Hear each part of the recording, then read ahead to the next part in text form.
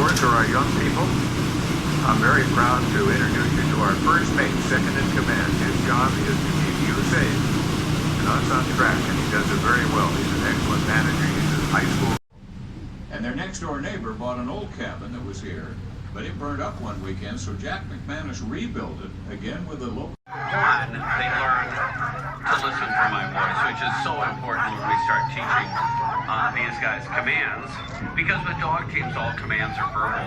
The teams are simply too long to communicate any other way. But the second thing they learn, and by far, this is the most important one, they learn to always follow and trust in the example of those older dogs, because those are the ones that ultimately will bring us all safely home. And they need that skill when they go on harness for the first time.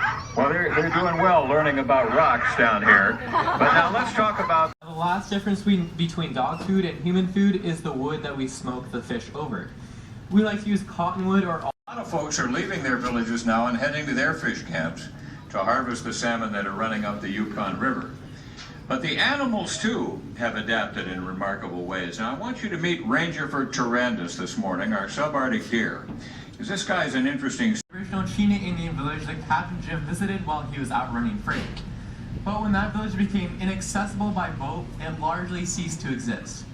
But because preserving the native heritage was so important to Captain Jim and his family, he created this living museum that you see here. This village contains many 100-year-old buildings and many cultural artifacts that were carefully relocated from the original. See these guys again. They will be on a part of your tour. But some interesting things happened with this critter. Because this is a grazing animal. You think of deer as having short hair. Longer hair strands, when you see pictures of caribou, a lot of them are light in color, not Hershey bar brown like these guys are. And they'll leave that winter coat on right on through until all of this cream in your coffee colored material out here, and most of the land mass is ground up mountain range, ground up so soft and fine that it's in suspension. So I want to welcome you to the largest glacial fed river in the world. This is the Tanana, 540 miles long. It rises out of one glacier the size of Rhode Island in the Wrangell Mountains, the Nebezna Glacier, and 99